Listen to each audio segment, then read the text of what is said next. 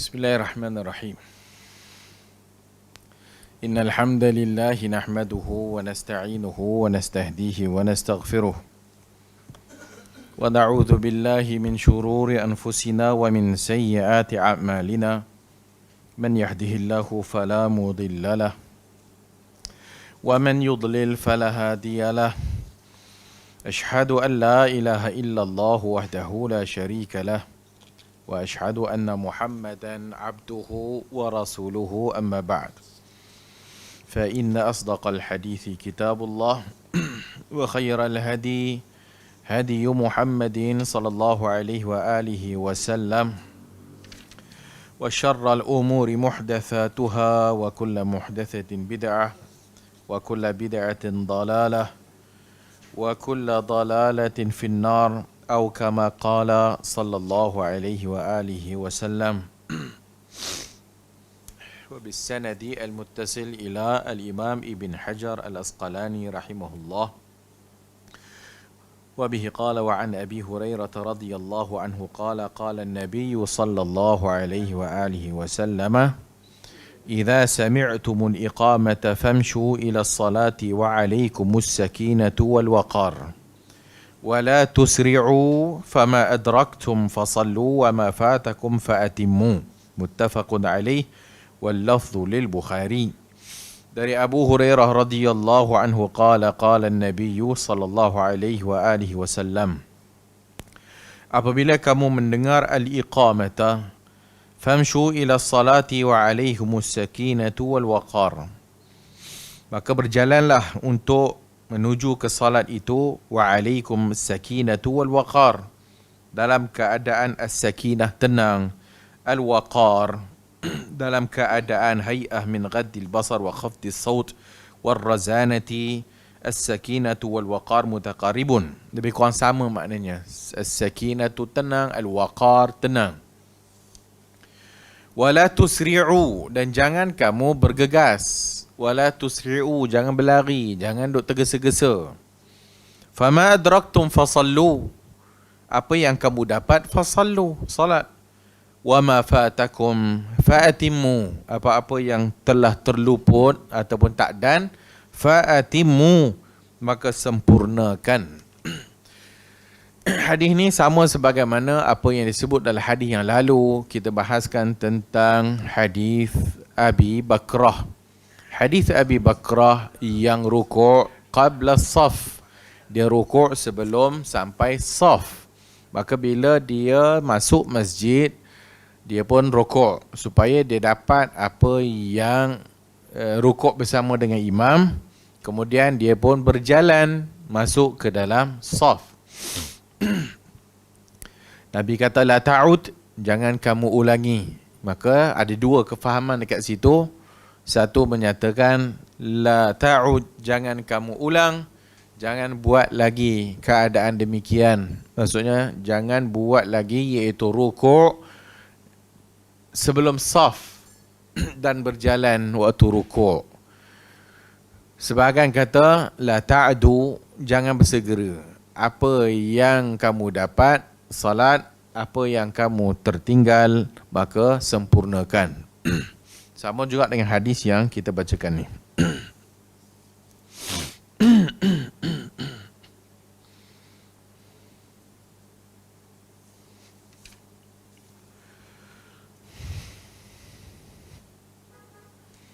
Hadis berikutnya, wa an Ubay ibn Ka'ab radhiyallahu anhu qala qala Rasulullah sallallahu alaihi wa alihi wasallam salatul rajuli ma'ar rajul azka min salatihi wahdahu wa salatuhu ma'ar rajulaini azka min salatihi ma'ar rajul wa ma kana akthara fahuwa ahabbu ila Allah azza wa jalla. Rawahu Abu Dawud wa Nasa'i wa sahhahahu Ibnu Hibban. Dari Ubay ibn Ka'ab radhiyallahu an qala qala Rasulullah sallallahu alaihi wa alihi wasallam, bersabda Rasulullah sallallahu alaihi wa alihi wasallam, salat seorang lelaki ma'ar rajul, bersama dengan seorang lagi lelaki, azka min salatihi wahdahu, lebih azka daripada salatnya bersendirian. Perkataan azka di situ bermakna an-numu wa ziyadah. Seperti mana kita kata zakat. Zakat maksudnya an-numu wa ziyadah. Zakat tu maksudnya benda yang berkembang dan bertambah, itu zakat. Bila disebut azka min salatihi wahdahu, bermaksud maknanya as-salatu ar-rajul ma'al jama'a aksar ajran min salatihi wahdahu. Maksudnya lebih banyak pahalanya daripada salat bersendirian. Salat satu orang lelaki dengan satu orang lelaki lebih bagus daripada salat bersendirian. Maksudnya lebih banyak pahala daripada salat bersendirian. Wa yahtamilu anna al-ma'na huna huwa at-tahara, fayakunu al-ma'na anna al-musalli salima min rijsi syaitan wa wasawisuhu. Dan juga boleh bermakna azka, zakat itu bersih.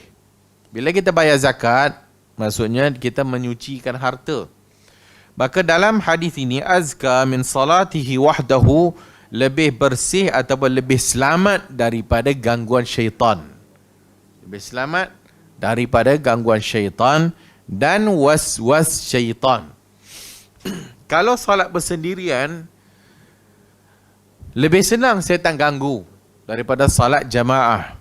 Salat jamaah kurang sikit lah, walaupun ada gangguan, tapi dia kurang daripada salat sendirian.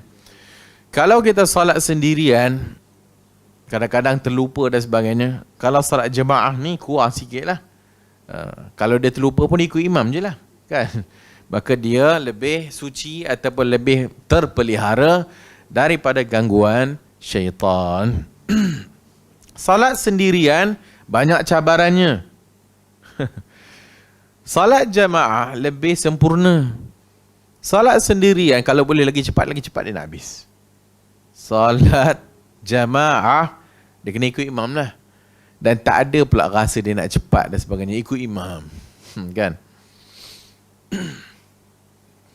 Kemudian salat berdua lebih bagus daripada salat bersama seorang. Maksudnya kalau tadi dua orang, imam dengan makmum. Salat berdua, imam dua makmum, lagi bagus daripada yang berdua tadi tu. Wa ma kana aktsara fa huwa ahabbu ila Allah azza wa jalla. Lagi banyak lagi Allah suka. Lagi ramai lagi Allah suka. Hadis ni memberi faedah kepada kita yang dikira jamaah itu adalah dengan dua orang paling minima. Dua orang dikira jamaah. Satu imam, satu makmum. Jemaah. Kalau dalam masjid ataupun kawasan dia hanya ada imam dengan Bilal saja. Dia pun azan, tak ada ramai. Kemudian imam pun suruh kamat lah, kita berdua je lah. Dia pun salat lah berdua. Maka dapatlah pahalanya. Pahala jamaah. Lagi ramai jamaah, lagi afdal. Dan lagi Allah sayang, lagi Allah suka.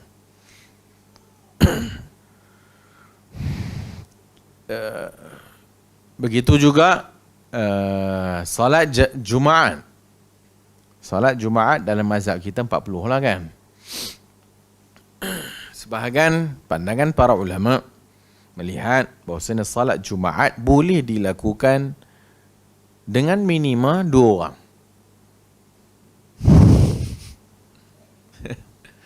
Ada seorang imam, ada seorang makmum. Boleh buat Jumaat. So imam tu bagi khutbah kat kawan dia tu.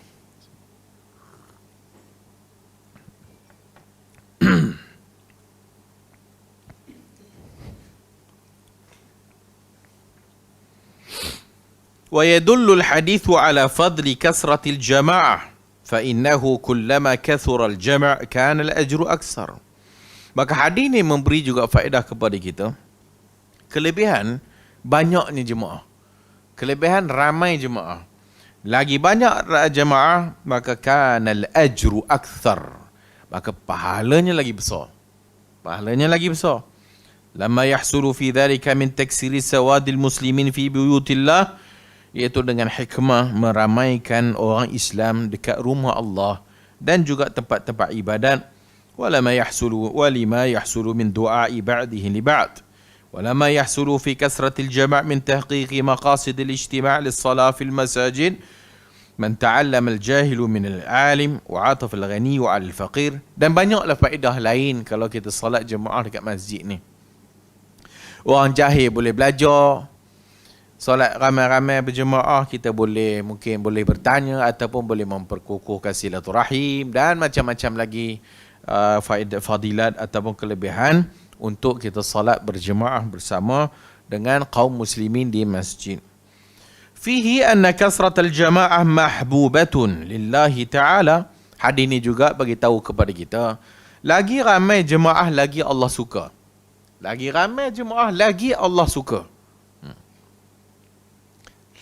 Kerana di situ mubahat, walama yahsulu fi dhalika min irghami syaitan. Kerana Allah Ta'ala suka hamba-hambanya beramai-ramai dan sebagainya.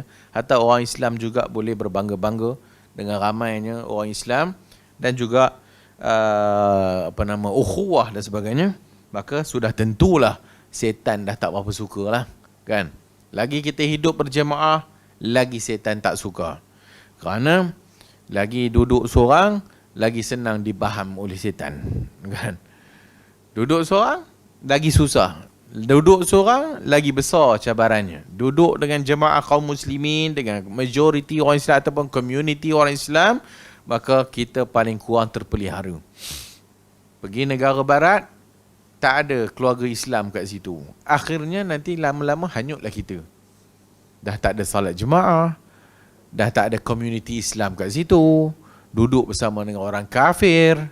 Maka akhirnya habislah akidah dia pun habis, tercalar. Nama je Muslim, tapi akidah pun dah tak ada dah. Sebab tu kena duduk bersama dengan community orang Islam.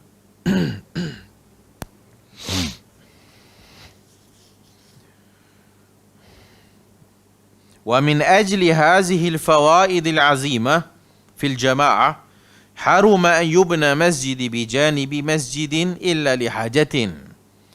Oleh kerana faedah-faedah yang besar ini dalam jamaah, maka diharamkan membina masjid di sebelah masjid. Ada masjid, kemudian pergi bina pula masjid kat sebelahnya, maka adalah hukumnya haram. Dia kata illa li hajatin, qala fi kasyaful qina' wa yahrumu an yubna masjid bi janibi masjidin illa li hajatin. Kalau ada hajat lah. Tapi rasanya tak ada hajat pun. Masjid tu boleh dibesar-besarkan lagi lah. Biar ada satu masjid dengan satu kawasan, itu lagi bagus daripada banyak masjid.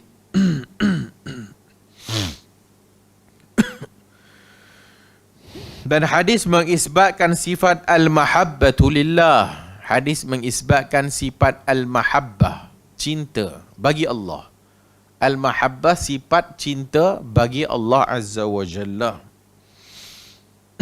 Fanasbutu haqiqataha wa la nakfi wa la nukayyifaha wa la numathilaha wa la nushabbihu ta'ala bi ahad min khalqih.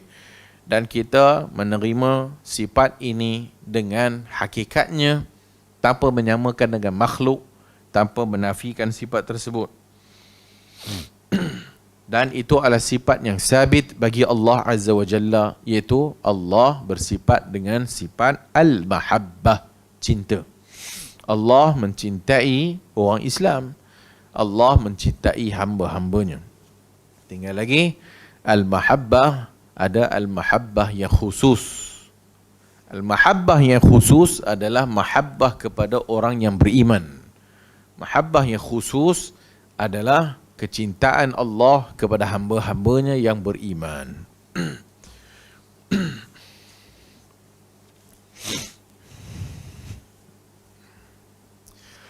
Innal a'mal as-salihah ba'daha azka min ba'd wa afdal. وهذا راجع إلى ما تتصف به العبادة من اتباع للسنة وتحقيق لها، ولما تحقق العبادة نفسها من المقاصد والأسرار والحكم التي شرعها الله تعالى من أجلها. Hadis ini juga mengajar kepada kita amalan soleh itu antara satu sama lain ada beza. Amalan soleh sebahagiannya lebih azkar daripada sebahagian yang lain. Lebih azkar maksudnya ada amalan soleh yang berbeza-beza pahalanya. Ada amalan soleh yang jika dibuat lebih banyak pahalanya daripada amalan soleh yang ni. Itu semua adalah kelebihan yang Allah Subhanahu wa taala sediakan bagi hamba-hambanya. Sebagaimana ada bulan yang Allah Ta'ala sediakan, sebagaimana bulan Ramadan, maka pahalanya lebih besar daripada bulan-bulan yang lainnya. Dan juga dalam bulan Al-Muharram, juga ada hari-hari yang Allah besarkan dan disuruh kita berpuasa padanya, seperti 10 Muharram dan juga 9 Muharram. Dan pahalanya lebih besar daripada kita berpuasa hari-hari yang lain. Inna masyru'iyatal jama'ah khasah birrijal. Sesungguhnya masyru'nya jamaah ini adalah khas bagi lelaki. Fahum ahli al-ijtima'i lis-salah wa humul ladzina 'alaihim ada'uha fil masajid. Dan merekalah, iaitu lelakilah ahli al-ijtima' lis-salah. Lelakilah yang Allah Ta'ala jadikan ahli untuk berjemaah di masjid, bukan wanita. Wahumul ladzina 'alaihim ada'uha fil masajid. Maka laki ni tugas yang Allah tegas bagi kat dia ni, dia kena buat kat masjid, tidak perempuan. Perempuan afdalnya di rumah. Perempuan afdalnya di rumah. Apa faedah perempuan di rumah? Allah Subhanahu wa taala bila mensyariatkan sesuatu, pasti ada hikmah di sebaliknya. Allah Subhanahu wa taala menjadikan setiap bagi lelaki dan perempuan itu ada tugas-tugasnya dan tidak semestinya mesti sama. Allah memuliakan sebahagian daripada sebahagian yang lain. Allah memberikan tanggungjawab yang lebih daripada sebahagian kepada sebahagian yang lain. Allah Subhanahu wa taala sebut, kalau kita lihat dalam surah An-Nisa, wala tatamannau ma faddala Allahu bihi ba'dakum ala ba'd. Wala tatamannau, jangan kamu tatamannau, jangan kamu mengharap-harap. Wala tatamannau, jangan mengharap-harap ma faddala Allahu bihi ba'dakum ala ba'd. Jangan mengharap-harap apa yang Allah telah memberikan kepada sebahagian manusia dengan kelebihan daripada sebahagian yang lain. Jangan bercita-cita. Lirrijali nasibun. Bagi lelaki itu nasib. Ada habuan dia, memang ketasabu daripada apa yang dikerjakan. Dan bagi nisa walin nisa'i, dan bagi perempuan itu nasibun mimma iktasabna. Bagi perempuan itu pula dia ada nasib, dia ada bahagian yang dia akan dapat daripada apa yang dia kerjakan. Maka Allah kata was'alullaha min fadlihi. Mintalah kepada Allah Ta'ala daripada kelebihan-kelebihan Allah. Innallaha kana bikulli syai'in alima. Dan Allah Maha mengetahui segala sesuatu. Jangan mengharap-harap untuk kita ni dapat apa yang Allah lebihkan daripada sebahagian yang ada. Lelaki Allah Subhanahu wa taala telah pun memberi dia tanggungjawab yang lebih daripada perempuan. Ar-rijalu qawwamuna 'alan nisa. Lelaki itu qawwam, lebih kuat, qawwam 'alan nisa daripada wanita. Jadi bila Allah kata wala tatamannau, jangan kau bercita-cita untuk mendapat apa yang kelebihan Allah bagi kepada sebahagian, tidak kepada sebahagian. Maka perempuan jangan bercita-cita nak jadi imam. Kepada lelaki maksudnya. Sebab kerja imam ni kerja lelaki. Perempuan janganlah bercita-cita nak pergi berjihad di jalan Allah. Perempuan jangan bercita-cita nak kahwin 4. Kan? Lelaki bolehlah sebab Allah sediakan untuk lelaki. Tapi perempuan jangan bercita-cita Apa yang Allah telah beri kelebihan kepada lelaki dalam bab yang itu. Dan ada kelebihan yang lain yang Allah bagi kepada perempuan yang lelaki tak dapat. Maka sebab tu, wala tatamannau, jangan kamu mengharap-harap, bercita-cita nakkan sebahagian kelebihan yang Allah bagi kepada sebahagian kamu yang lain. Maka benda jihad ni kerja lelaki. Jihad kerja lelaki, bukan kerja perempuan. Sebab tu perempuan tak wajib pergi jihad. Perempuan tak wajib pergi salat dekat masjid. Nak juga. Nak sama kan? Semua nak sama. Yang memperjuangkan feminisme ni, ataupun memperjuangkan hak-hak wanita ni, dia semua dia nak sama taraf lah, sama rata lah kan. Dia nak sama. Macam mana lelaki dapat, macam itulah perempuan dapat.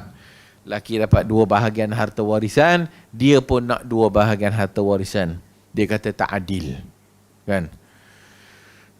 So, kita hak lelaki ni, kita duduk rumah, so dia pergi sembahyang masjid. Bau dia berakai sikit. Kan? Kita pula duduk rumah, so dia pergi sembahyang masjid. Nak? Allah Ta'ala bila takdirkan demikian, ataupun menjadikan syariat salat jemaah di masjid ini untuk lelaki, rifqan, sebagai juga kasih sayang Allah kepada wanita. Lelaki ni senang je.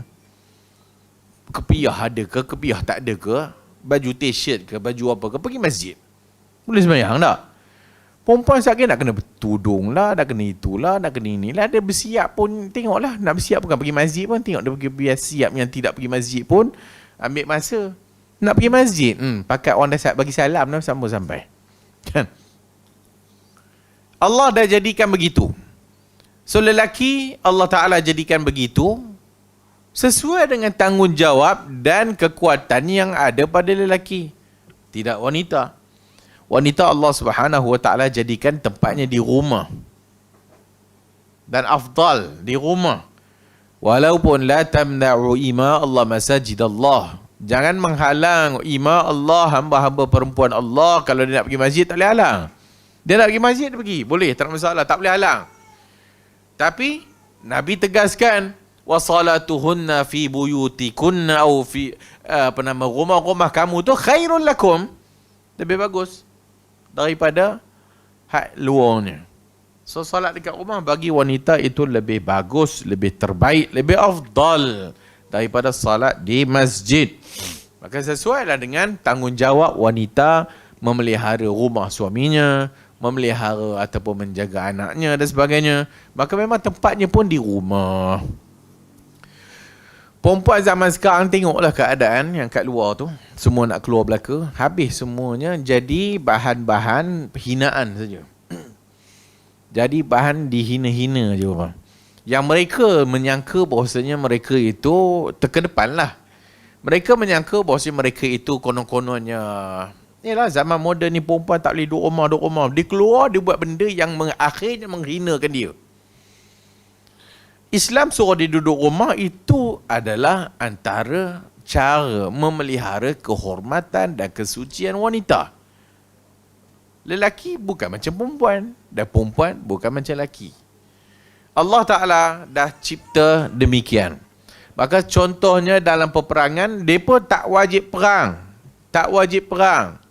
Duduklah rumah.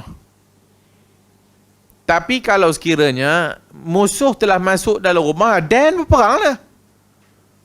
Angkatlah senjata, pisau dapur tu angkat, pisau sayur tu angkat. Pertahankan diri. Mati-mati syahid. Ya. Tapi dia tu sendiri tidak wajib keluar pergi perang, angkat senjata. Tak wajib. Tak payah pun tak apa. Itu kerja lelaki. So ada kerja yang lelaki buat, ada kerja yang perempuan buat. Maka itu wala tatamannau ma faddalallahu bihi ba'dakum ala ba'd. Jangan kamu meminta-minta, jangan kamu berharap-harap benda yang Allah telah memuliakan ataupun memberikan sebahagian kepada sebahagian yang lain. Orang lelaki ni nak masuk syurga, banyak tanggungjawab dia kena buat. Dan banyak tanggungjawab dia kena akan dipersoalkan oleh Allah Azza wa Jalla. Perempuan duduk rumah, taat suami, settle, masuk syurga. Selesai.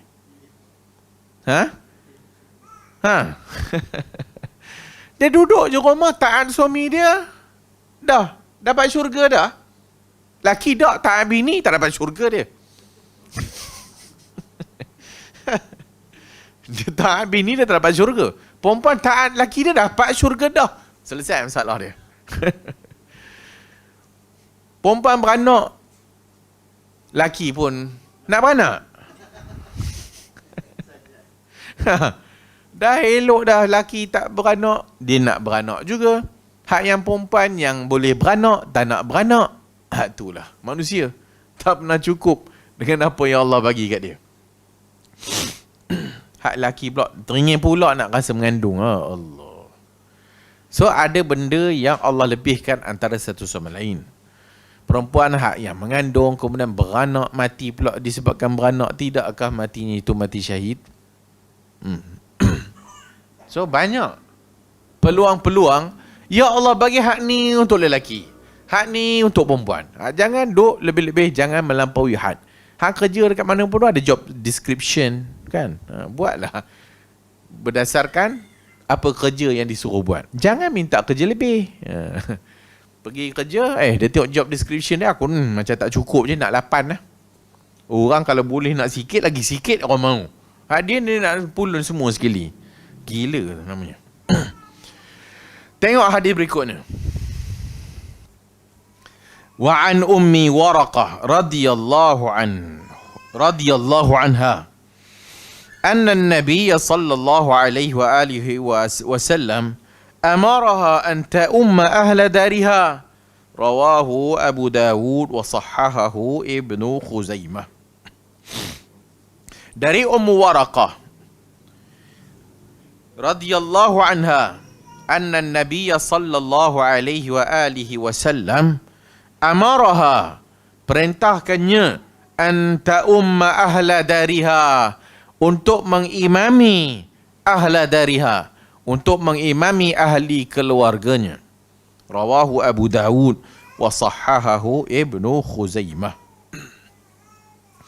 Ummu Waraqah ni, Ummu Waraqah ibn Naufal, satu orang wanita yang dinamakan ataupun yang terkenal gelarannya Asy-Syahidah. Gelarannya Asy-Syahidah, Ummu Waraqah. Hadis ni yang digunakan oleh puak-puak liberal yang dulunya Aminah Wadud. Menggunakan hadis ni menyatakan bahawasanya perempuan boleh jadi imam kepada lelaki. Hadis inilah hadis Ummu Waraqah.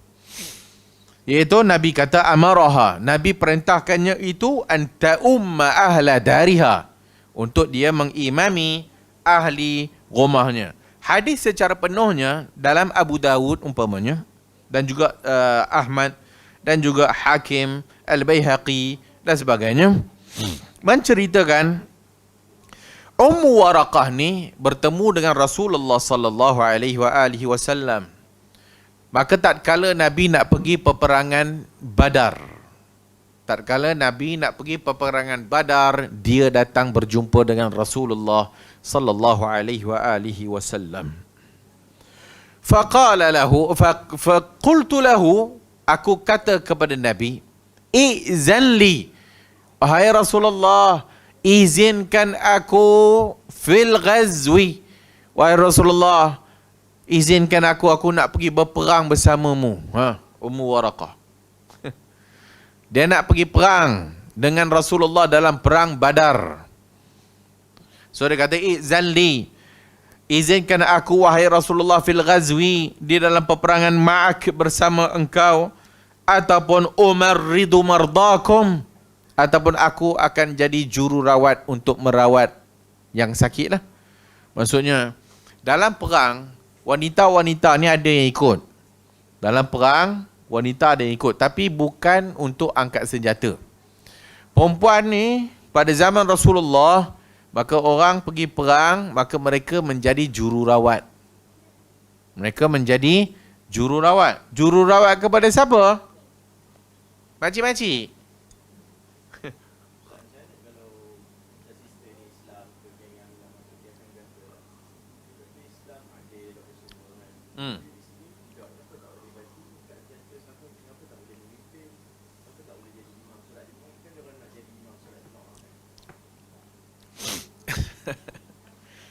Sebab tu kita kata cacat pada pemahaman.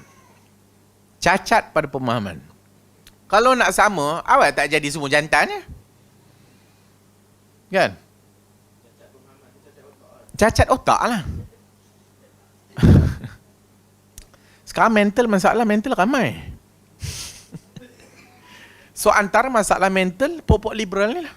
Mental. Sebab dia tak boleh berfikir rasional. Allah Ta'ala secara fitrahnya menjadikan alam ni, makhluk dia ada dua jenis. Satu laki, satu perempuan. Itu Allah Ta'ala jadikan. Hatta kepada benda-benda binatang pun ada jantan dan betinanya. Allah Ta'ala jadi berpasang-pasangan. Dan berpasang-pasangan ni kerjanya bukan menyaingi. Kerjanya lengkap melengkapi antara satu sama lain. Antara hikmah Allah Ta'ala adanya lelaki dan perempuan, maka rumah tangga boleh diuruskan dengan begitu bagus sekali. Kan? Gaduh tak sekira lah. Gaduh tu tandanya bagus. Mana ada orang tak bergaduh kan? Lelaki ada part yang dia boleh buat, ada part yang dia tak boleh buat. Perempuan ada part yang dia boleh buat, ada part yang dia tak boleh buat. Kalau macam kita kata tadi, dia nak semua benda sama. Kerja angkat tahi semua tu perempuan nak buat tak? Kerja panjat-panjat tu perempuan nak buat ke? Buat wiring semua tu bagi perempuan. Main kita masak je lagi best tak? Bagi makan boya lah, bagi makan anjing lah. So ada kerja-kerja yang sesuai untuk wanita, ada kerja-kerja yang sesuai untuk lelaki. Laki, tak semua perempuan nak buat kerja lelaki. Kalau nak semua sama, apa kita nak semua perempuan buat kerja lelaki ya? Pergi kerja lah, kami nak duduk rumah. Laki duduk rumah tahu pula marah. Laki dia tak kerja, tahu pula dia duduk rumah, tahu pula dia popek. Abang ni apa? Dia tak cari kerja ke? Ingat I nak kena tanggung you ke? Baru tara tu pun dah bising. Baru tara jantan dia tak kerja. Pun dah popek. Dia pun tak boleh duduk laki dia. Laki dia duduk rumah, dia tak boleh tengok. Tak sesuai dengan fitrah. Kan? Yang laki pula duduk rumah, tak semalu ke? Duduk rumah lantak bini dia kerja kan. Entah ke darah duit bini dia. Tentang bini gaji besar, bini gaji RM5,000, dia duduk goyang kaki ke. Ambil kesempatan. Tahu pun marah. Laki tak cari kerja, marah. Tapi nak sama ataupun nak kita ni boleh buat macam mana laki buat. Kita tukar seminggu ataupun hang pergi kerja, aku duduk rumah je kan nak. Anak kita tu nak pergi jalan, korang lelaki ni pakai je baju apa-apa pun tak kisah, yang penting pakai baju kan. Tengok orang perempuan tak boleh dah. Apa bagi pakai baju rumah. Dia nak baju gown, baju anak tu dia yang ngejahnya kan. Orang lelaki dah lantak pi lah, dia dah pakai pampers pun tu okey je. Dia pakai pampers pergi masjid pun no problem. Yang penting tutup. Siapa nak tengok pun budak. Lagi bogel, lagi orang suka. Budak kan. Tapi nak perempuan tak. Itu cara Allah Ta'ala jadikan begitu tak. Allah Ta'ala dah jadi dah perempuan. Terjagalah anak dia ni. Pakai ni elok dan sebagainya. Hak perempuan lah. Itu bukan satu penghinaan. Itu satu anugerah yang Allah bagi kat mereka ni. Kat perempuan ni. Hak yang kita tak ada lah. Kan? Itu otak mana tak boleh fikir kan? So dia nak juga sama taraf, dia nak macam-macam. Dia tahu kahwin ni hak yang kena keluar duit ni laki, bukan dekat sebahagian negara lah kan. Kat Malaysia ni hak yang keluar, hak kena bayar maharnya Islam kata lelaki. Nak sama sangat. Anak aku ni semua ni aku nak belah perempuan pula bagi mahar. Bagi pula apa? Serba satu, kalau Perak serba satu lah. Bagi duit hantaran semua, perempuan cari. Padan ke? Jadi macam negara tu lah. Mana India dah? Kan? Negara India kan perempuan dia yang kena keluar duit. Kalau teringin boleh. Kan? Kita tukar sikit kerja. Boleh tahan ke tak boleh? Kan? Ada otak sila guna. Ada otak sila guna. Nak juga kahwin 4. Dia nak ikut laki juga, laki boleh kahwin 4. Dia nak kahwin 4. Beranak jantan mana punya? Kan anak ni jantan mana punya? A, B, C, D. Oh, ada 80, dia ada satu lelaki, satu suami, ada 7 boyfriend. Kalau mengandung anak mana satu ni? Tak ke bodoh tu cara fikir tu, kan? Biar cara fikir tu matang sikit. Biar betul sikit cara fikir, kan? Dia pun nak laki dapat 2 bahagian daripada satu bahagian harta pewarisan. Bukan dia hak keluar nafkah hak laki. Sebab tu kan laki yang tak keluar nafkah untuk bini dia, laki tu salah, berdosa. Laki tak tahu duit laki ada separuhnya duit bini 100% duit bini. Tak puas hati tak? Kan, tak puas hati tak? Gaji bini. Laki tak lagi kacau. Duit laki ada separuh hak kena bagi. Hak kat bini. Kena bagi kat anak-anak. Cuba laki dia tak kerja. Nak bayar anak sekolah. Nak bayar hak bombang, bercerai pula, naik turun mahkamah. Dia bising laki dia. Itu hak yang tu. Yang mahkamah telah menentukan tu. Maka mahkamah memutuskan supaya hak bekas suami ni kena bagi nafkah kan kepada keluarga kan. Berapa ramai yang bagi? Walaupun mahkamah dah menentukan laki kena bagi tak? Berapa ramai bagi? Hak yang perempuan tu bising lah. Bising. Popek. Laki dia tak bagi nafkah walaupun mahkamah suruh padan ke? Nak je sangat sama rata? Biar sama rata. Kan? Jangan bising lah. Kalau laki tak bagi nafkah, biar sama rata. Cari duit sendiri lah. So laki makan duit laki sendiri lah. Perempuan sila cari duit sendiri lah. Pergi makan sendiri. Dah nak sama sangat kan? Banyak benda. Dah sikit-sikit marah pula. Naqisatud din wal aql. Sebab tu hadis kata perempuan ni naqisatud din wal aql. Kurang agama, akal pun kurang. Ini bukan menghina perempuan Naqisatud din. Agama ni kurang. Para ulama sebut bahawasanya setiap bulan dia ada cuti. Datang haid seminggu tak payah semayang. Laki tak ada cuti. Laki tak ada cuti, wajib semayang. Tak ada cuti. Kalau cuti tunggu koma kat hospital. Adalah cuti. Tiba-tiba nak sama. Kau tahan haid lah semayang. Tak ada cuti. Makan pil hormon. Tak payah. Jadi menopause terus. Senang. Jadi menopause terus. Tak nak pula menopause kan. Boleh semayang tak tinggal. Puasa pun full kan. Orang tua lah. Puasa dia full. Dia menopause. So, laki kena semayang everyday. Tak ada cuti. Perempuan ada cuti pun masih lagi melihat konon-kononnya agama ini menindas. Laki ada puasa boleh cuti? Tak adalah, melainkan dia musafir lah. Perempuan ada saja. Ada je. Mengandung pula setiap tahun. Ramadan ni mengandung. Ramadan tahun depan mengandung lagi. Ramadan tahun depan mengandung lagi. 7 tahun, 7 anak mengandung. Tak payah puasa dia. Sonok tak? Nak kena ganti tak ganti, itu baklin lah. Kan? 7 tahun dia boleh mengandung, dia boleh tidak puasa dan sebagainya.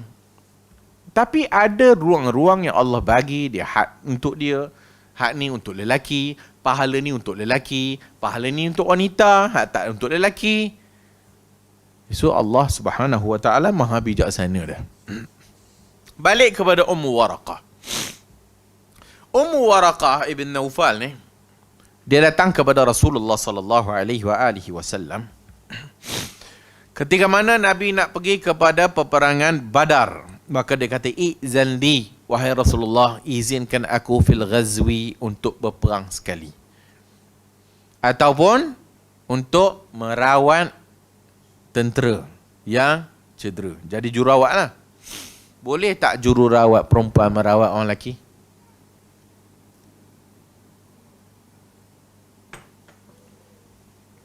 Boleh ke tak boleh?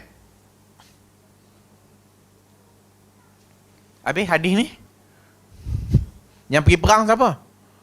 Laki. Yang cedera siapa? Dah tentu lelaki tak. Takkan lelaki pergi berhenti ni perempuan. Perempuan pula cedera parah belakang. So tentera yang cedera parah ni dirawat oleh wanita-wanita. So perempuan jadi nurse ni biasalah kan. Memang itu sesuai untuk kerja wanita. Khidmat. Maka perempuan merawat lelaki. Tak ada masalah dalam Islam. Tinggal lagi yang dibahaskan adalah tengoklah keadaan kan. Perlu tak perlu buka aurat kan. Itu tengoklah apa sakitnya. Hak yang banyak, hak jururawat dekat hospitalnya, hak perempuan. Hak tu yang banyak lah. Hak nak pasang CBD, beg kencing tu, tak perempuan macam. Yang nak tanggal beg kencing tu, perempuan juga. So jika ada keperluan. Tapi sekarang ni jururawat lelaki dah ramai. Alhamdulillah lah. Jururawat lelaki dah ramai. So tengoklah keadaan kan. Yang pentingnya dalam Islam tak ada isu untuk orang perempuan merawat orang lelaki. Sebab pada zaman Rasulullah sendiri, dalam peperangan, wanita-wanita yang turut sama keluar bersama tentera-tentera, tugasnya antaranya adalah merawat tentera-tentera yang cedera. Ummu Warqah kata dia nak pergi berjihad dan ataupun dia nak merawat tentera-tentera yang cedera. Dan dia mengharapkan la'allallah an yarzuqani syahadah. Mudah-mudahan Allah Subhanahu wa taala merezekikan aku ini syahid. Ini perempuan. Boleh tak perempuan bercita-cita syahid? Boleh, tak ada masalah. Boleh. Boleh tak perempuan pergi berjihad? Boleh, tak ada masalah. Tapi tak wajib. Tak wajib. So boleh tak perempuan menyertai tentera? Boleh. Walaupun tidak wajib. Tidak wajib perempuan pergi jihad. Itu kerja lelaki. Tapi jika perempuan turut sama dalam perang, sebagaimana Ummu Warqah minta kat Nabi untuk turut sama dalam perang, angkat senjata, dengan harapan dan cita-cita dia untuk mati syahid. Ini Ummu Warqah ibn Naufal. Qala, Nabi kata kat dia, qarri au qirri fi baitik, duduklah dekat rumah engkau. Nabi kata, duduklah dekat rumah engkau. Sesungguhnya Allah Subhanahu wa taala merezekikan engkau syahid. Nabi suruh dia pergi duduk kat rumah. Dan wa annallaha, Allah akan merezekikan engkau syahid. Maka Nabi doa kepada Ummu Waraqah mati syahid. Sebab dia nak. Dan cita-cita dia nak mati syahid. Setiap kita boleh dan bahkan patutnya berniat untuk mati syahid lah. Walau matinya itu di atas katilnya.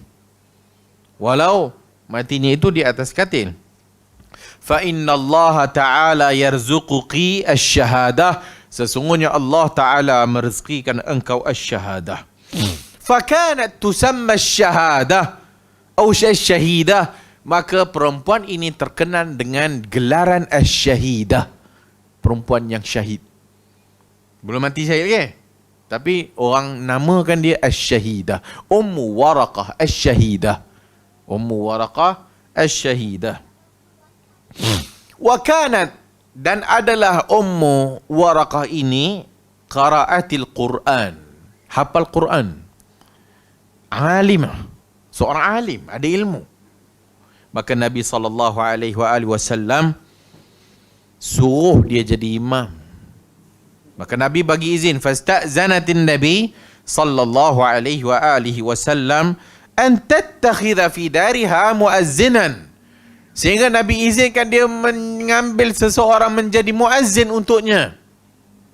Muazzin untuknya. Itu Ummu Waraqah dapat muazzin. Diizinkan oleh Nabi.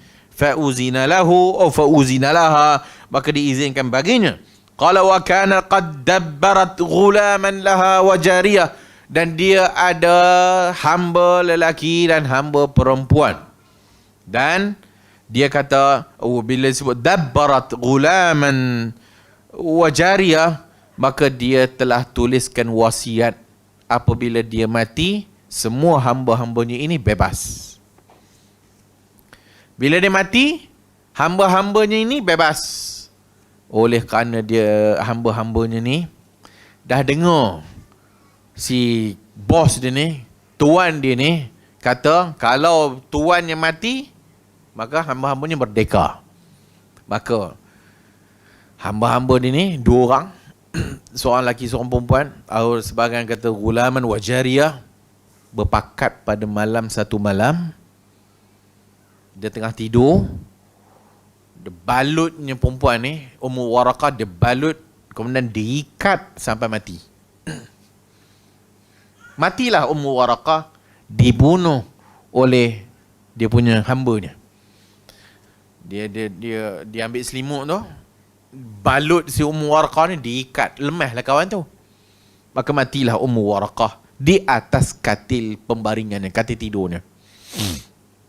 Sampai berita kepada Umar Ibn Al-Khattab. Dia meninggal pada zaman Umar bin Al-Khattab menjadi khalifah.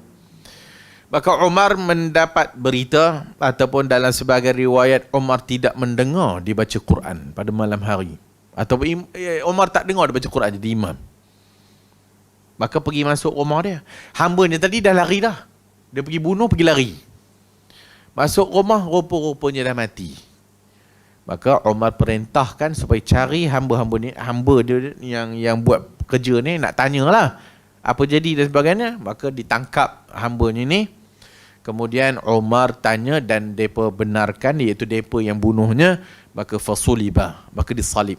Maka itulah salib yang pertama dalam sejarah Islam, iaitu hamba kepada Ummu Waraqah. Benarlah apa yang disebut oleh Nabi sallallahu alaihi wasallam, Ummu Waraqah asy-syahidah, dia mati syahid. Asy-syahidah, walau atas katilnya. Nabi sebut tu waktu perang Badar. Sebelum perang Badar Nabi sebut, dan Nabi doakan dia asy-syahidah. Itu atas mukjizat Nabi lah, dan pemberitahuan oleh Allah Azza wa Jalla kepada Ummu Waraqah. Maka sepanjang dia disebut asy-syahidah, orang panggil dia syahidah sebab Nabi dipanggil, Nabi kata dia direzekikan oleh Allah syahid. Tapi mana orang tahu dia mati macam mana? Akhirnya pada zaman Umar, maka dia dibunuh. Maka dia asy-syahidah, sebagaimana yang didoakan oleh Nabi sallallahu alaihi wasallam. Dalam riwayat Abu Dawud, wa ja'ala laha muazzinan yuazzinu laha, maka dijadikan baginya itu seorang muazzin. Wa amaraha an ta'umma ahla dariha, dan diperintahkan untuk dia menjadi imam kepada ahli rumahnya.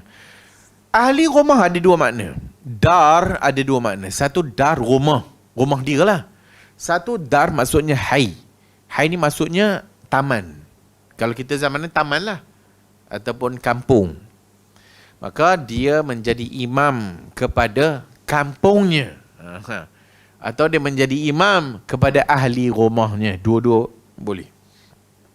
Qala Abdurrahman, iaitu Abdurrahman ibn Khallad, fa ana ra'aitu muazzinaha syaikhan kabira, dan aku melihat muazzinnya itu syaikhan kabira. Aku melihat muazzinnya itu seorang tua lelaki.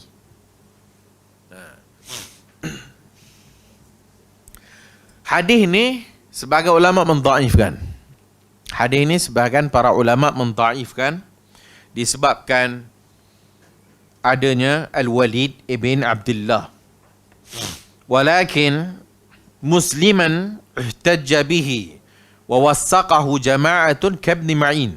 Tetapi Walid ibn Abdullah ni ditausikkan oleh Ibn Ma'in dan juga sebagai para ulama yang lainnya. Satu lagi masalah, para ulama sebahagian mendhaifkan hadis ini kerana ada Abdurrahman ibn Khallad. Abdurrahman ibn Khallad rawi. Abdurrahman ibn Khallad yang kata tadi, aku melihat bahawasanya muazzinnya itu syaikhan kabira, seorang tua. Abdurrahman bin Khallad, maka dikatakan dia itu majhul. Majhul, rawi yang tak dikenali. Tapi sebahagian para ulama lain menyingkap keadaan dia ni, sehingga terangkatlah kemajhulannya. Maka bila terangkat kemajhulannya, maka hadis itu menjadi tidak dhaif lagi lah. Majhul ada dua. Satu majhulul ain, satu majhulul hal. Majhulul ain, batang tubuhnya tak dikenali. Majhulul hal, orang tahu batang tubuhnya tapi tak tahu keadaan dia. So kalau kata Abu Talha, dia tidak majhul lah.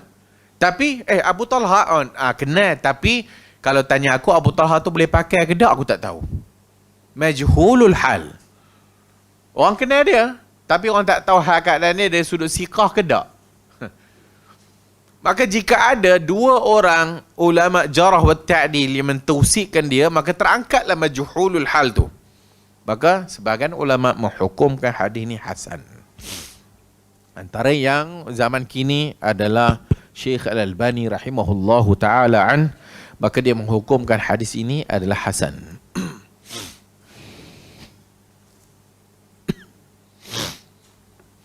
Jadi hadis ni menceritakan Ummu Warqah ibn Naufal Al-Ansariyah ni antara perempuan di zaman ataupun sahabiyah, perempuan sahabat Nabi yang ada kelebihan.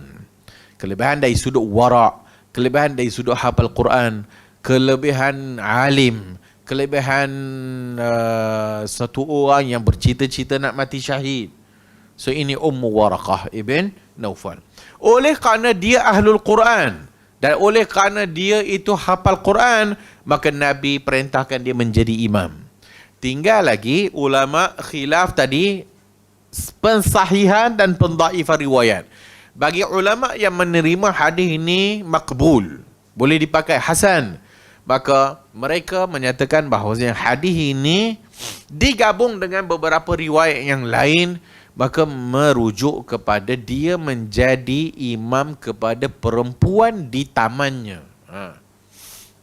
Maksud dia jadi perempuan, imam kepada wanita-wanita, grup perempuan-perempuan lah. Bagi para ulama yang melihat, termasuk bila dia kata dia diperintahkan oleh Nabi menjadi imam kepada ahli dariha, ahli keluarganya ataupun ahli hai tempat kawasan dia tu, termasuk lelaki dan perempuan. Maka wanita boleh jadi imam walau ada lelaki menjadi jemaahnya. Abu Thawr, Al-Imam Al-Tabari dinisbahkan juga kepada Al-Muzani yang menghukumkan demikian berdasarkan hadis ni. Perempuan boleh menjadi imam hatta kepada lelaki. Majoriti dah tentu tak lah. Majoriti dah tentu tak dengan hadis-hadis yang telah lalu. Kita dah beberapa banyak dah hadis yang dah lalu bahawasanya perempuan tak boleh menjadi imam kepada lelaki. Maka hadis ni bagaimana? Hadis ni dia menjadi imam kepada jamaah perempuan.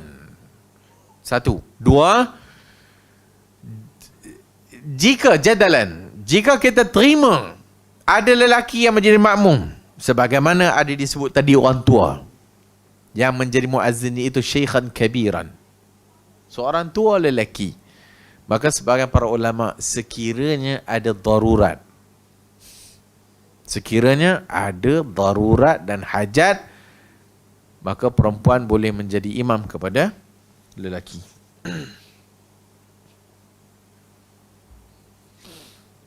Contoh, mungkin jemaah lelaki ada, tapi semua tak erti baca Fatihah.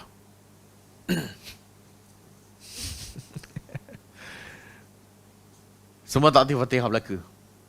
Boleh tak?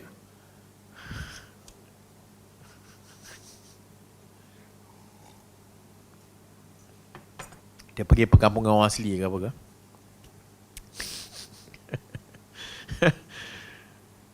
Bawa masuk Islam, pakai bawa masuk Islam belaka orang lelaki-lelaki yang ada. Tiba-tiba dia seorang ni perempuan nak ajar solat ni. Boleh tak?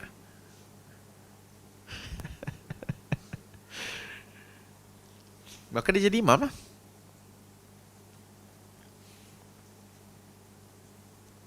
Wallahu a'lam.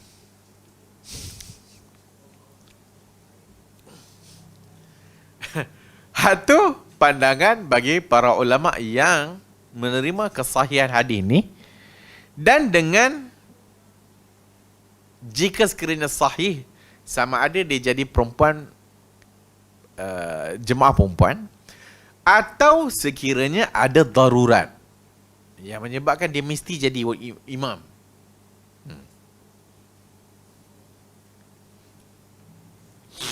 Mungkin sekarang mungkin tak terbayang, mungkin. Tapi kemungkinan kita akan lalu, wallahu a'lam.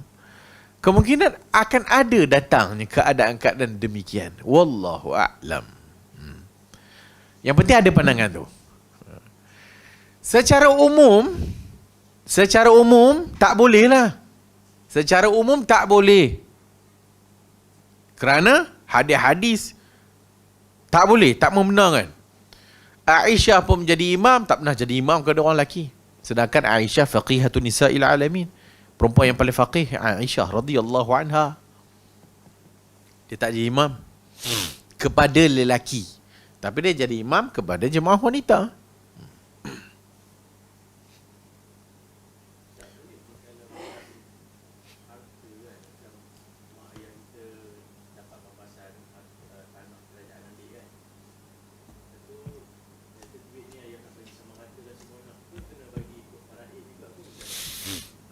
Harta apa?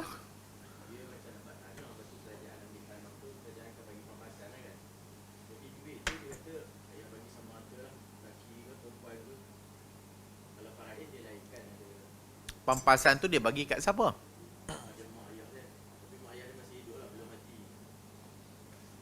Kalau pampasan tu sebab dia tanah dia kan. So kerajaan nak ambil tanah tu, dia apa kena-mengena dengan Warakah ni?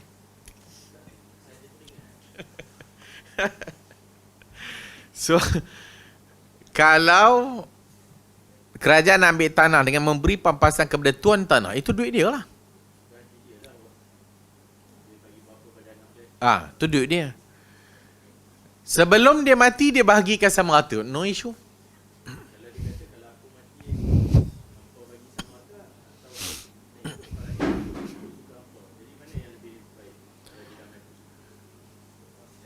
Sama ada dia bagi sama rata ataupun ikut faraid suka hati hampa.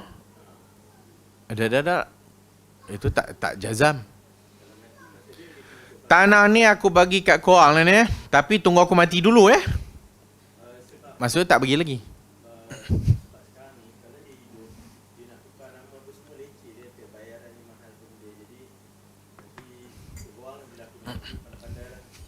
So tu tak jelas. Itu tak jelas untuk bagi sama rata. Melainkan adik-beradik semua setuju. Kalau dia wasiat, okey lah. Dia wasiat, tapi wasiat sepertiga Wasiat tidak melibatkan yang dapat harta warisan So anak dia kena ikut faraid.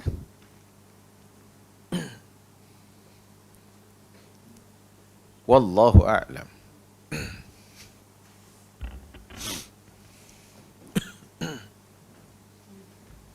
Ada apa nak tanya hadis tu? Kalau ayah kita wasiat dengan buat penurian arwah, kata adik-adik lain kata tak pernah dengar pun, jadi kami nak buat juga. Ayah wasiat buat kenduri arwah, dia jangan buat. Sebab tu wasiat yang terbaik adalah menulis. Wasiat yang terbaik adalah menulis, dan kalau dia beritahu mesti ada saksi. Dia bagi tahu kat kita seorang je, bergaduh lah dia beradik tak? Yelah, dia beritahu kat seorang, ada adik-adik yang tengok. Tak ada kan? Bergaduh lah, memang wahabi. Kan? Kalau dia wasiatkan betul, atau kalau dia wasiat semua dengar sekalipun, adik-beradik nak buat, dia tak boleh. Sebab wasiat yang tidak menurut sunnah tak boleh dibuat. Tapi anak beranak nak buat juga, adik-beradik nak buat juga. Tak apalah, jangan bergaduh. Bagi dia pandang topi, kita tak buat. Jangan paksa kita join.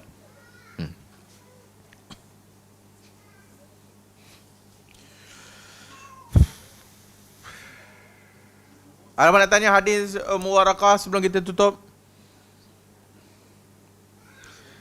So, secara kesimpulan macam kita sebut tadi, perempuan tak boleh menjadi imam kepada lelaki. Hadis ni bukan dalil untuk diumumkan bahawasanya perempuan boleh menjadi imam kepada lelaki sebagaimana yang dibuat oleh sebahagian pokok yang kita sebutkan tadi tu. Dia bukan dalil. Kerana kalau sekalipun para ulama menerima hadis ni dengan syarat jika darurat. Jika darurat. Jika tak ada darurat, tak boleh. Hukum asal balik. Perempuan tak boleh jadi imam kepada lelaki.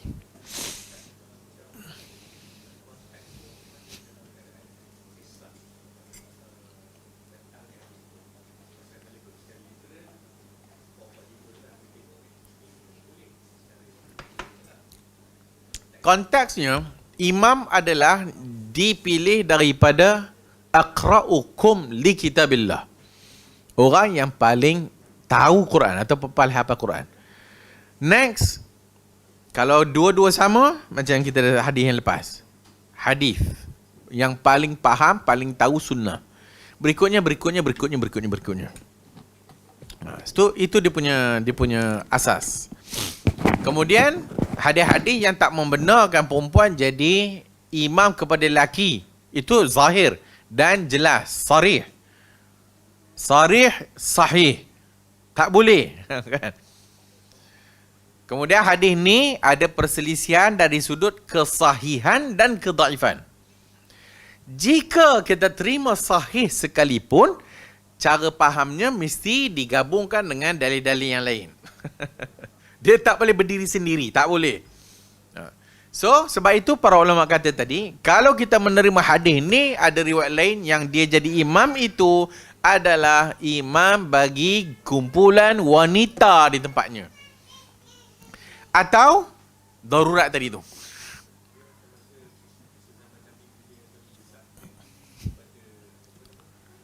Ummu Waraqah. Nabi pergi rumah dia. Nabi pergi rumah dia. Baru Nabi kata amaraha, dan Nabi perintahkan dia jadi imam. Maksudnya apa? Maksudnya Nabi dah pergi rumah dia dan Nabi dah tahu keadaan perkampungan dia tu, ataupun dah tahu dah rumah dia ni siapa duduk, siapa ada sebagainya. Tak mungkin kalau ada lelaki yang okey, yang sihat, yang ni Nabi suruh dia jadi imam. Tak.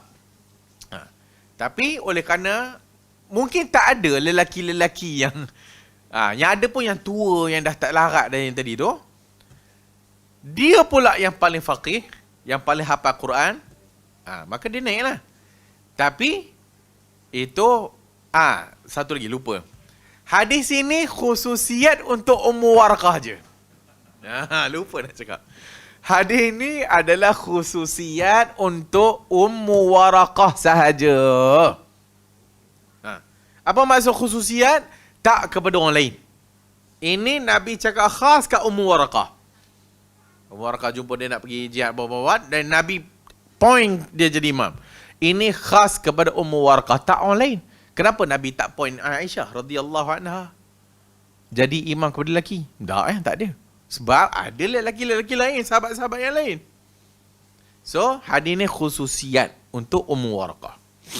Apa dalil khususiat? Sebab Nabi pergi tempat rumah dia dan Nabi cakap kat dia lah. Nabi cakap kat dia. Dan berikutnya, macam mana nak faham khususiat? Tak ada perempuan-perempuan di kalangan sahabiyah yang lain jadi imam kepada ataupun apabila ada lelaki. Tak ada. No. Tak pernah berlaku. Aisyah pun tak pernah. Itu menunjukkan khususiat untuk Ummu Waraqah saja, tak kepada orang lain. Wallahu a'lamu bis-shawab. InsyaAllah kita cuba lagi. Next. Tak ada kelas kan? 8 bulan tak ada kelas. Next satu lagi. Subhanakallahumma wa bihamdika asyhadu an la ilaha illa anta astaghfiruka